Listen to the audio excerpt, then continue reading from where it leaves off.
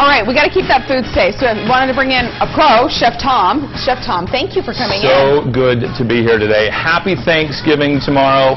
Keep your hot food hot, keep your cold food cold. Yeah. We'll be talking about that Good today. general rule, right? Yes. What rule is broken most? Probably the biggest rule that you'll see people break is they'll leave their food out for too long. What is too long? FDA says 4 hours if you're not touching it, but when you're serving it, you need to have it less than 2 hours because every kids' hands are touching the utensils. We're in denial. We don't like to think about that. It certainly can.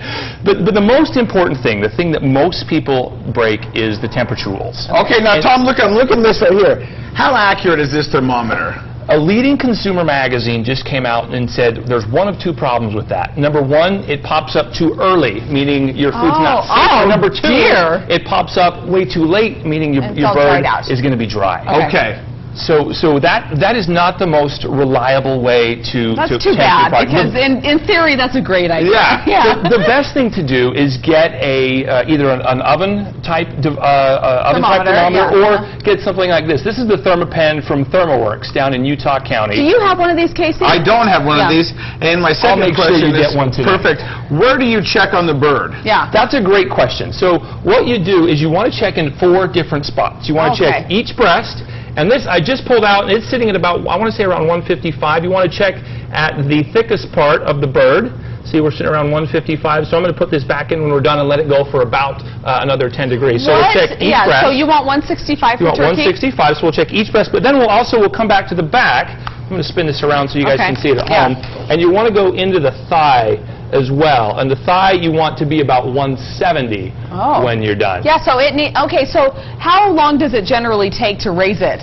It depends on the turkey. What you'll see is a 10 to 15 pound bird will take between 3 and 3.5 hours. A 20 to 25 pound bird will take closer to 6 hours to get to a food safe temperature. All right, so let me ask you this.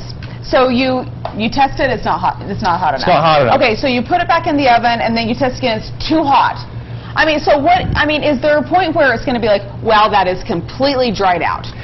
Yeah, with the breast, once you start getting above 170, it starts to really get dried out, which is why it's important to have a good oven thermometer inside your oven. Now, I love that. It's so convenient. In fact, I'm using this in a turkey that I'm defrosting, which is another great reason to use them. But the thing about this is, with the oven thermometer, you can tell, and you can have it alarm. I'll usually have mine alarm at 160. Then I'll pull it out, and the carryover cooking. Where does this sit?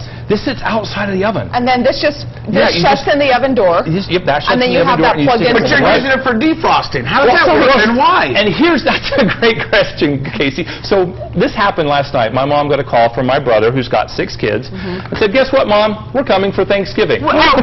We need another turkey. We need another turkey. So I've got a frozen turkey. I mean, that thing is solid. Oh, yeah, and you don't have the days now. You can't, and you don't want to put it out on your cupboard, because if you do, you're introducing the possibility of bacteria. Well, what about running cold water over it? Well, cold water can take up to 15 hours to do if you just run cold water. Plus, cold water is not going to be at a food safe temperature. And probably not water sufficient. You're going to drain the reservoirs if you do that. You guys will just go out to dinner. So, yeah, exactly. So call and get one brought in. But what you can do, water is an incredible conductor of heat. What that means is that if you drop your turkey in, just go grab a bucket from your utility store, your hardware store, and take it, and you want to make sure your water stays above 41 degrees. Right now, my water is at 43 degrees. Look at him. So I'm going to want to add a little bit of ice. And now I'll start to bring that down, and I'll actually use my same oven thermometer that I use to temp my turkey. I'll set it so if it goes above 41 degrees, I know that I need to add ice, which makes it incredibly convenient. It's going to defrost. It takes about a pound per hour. Okay. So if you're doing we still have time. You still have time today. If you get that call that says, "Oh my gosh, my bird is still frozen," this is a great way to defrost it. It'll still defrost it in time, as opposed to a fridge might take 4 days. Perfect. Yeah. More information from Tom at the end of the show. We're going to talk about mashed potatoes. Stick around. More Fresh 7 will be right back. All right, we're back here in the kitchen. Our favorite place. I know, I love it. And Tom said he's going to be able to teach us how to turn ordinary potatoes into something extraordinary. Yes, into something special. Now, what are we doing, Tom? You know, the secret to great mashed potatoes is you can never have enough cream and milk, and you can never have enough butter. That's so true. And that's what we're going to do. That's the secret to life. Yeah. You know what I mean? I did. Paula Deen knew what she was talking about. Guys, I'm coming to dinner at your house. That's right. That's the secret to life. So all we'll do is we'll do about 10 medium-sized russet potatoes. I've already boiled them. Russet? It doesn't matter what kind. Well, the russet actually is a little more pillowy. And so when you're making mashed potatoes, they give you a more creamy texture. When you're doing like a purple potato, it's a little waxier. Yeah, okay. And a waxier potato is going to be just, it has a little bit more water content, and so it tends to be a more juicy mashed potato. Oh, okay. So to the creamy potatoes, we're going to add a little brown butter and sage. Yeah, how do you get brown butter? So brown butter is a beautiful thing. All you've got to do is just take butter, put it in a pan, and let it cook. I can do that. That's how simple it is. What makes it turn brown? Well, as the water, butter is 15 to 20% water content, depending on the kind you get.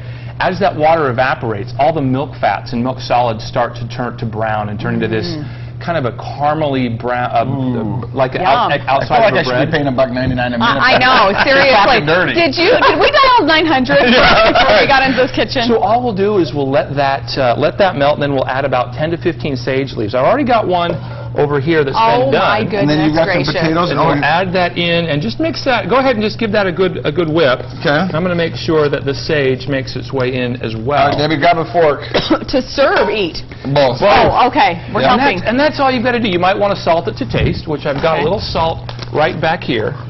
But I've already got, so that's a cup of cream, 10 potatoes. Okay, give me a little salt right there so I can take a bite. I'm just going to give it a shot. And while we do this, we want to wish everybody a happy Thanksgiving, and Tom, you too. Thanks, man. Thank you.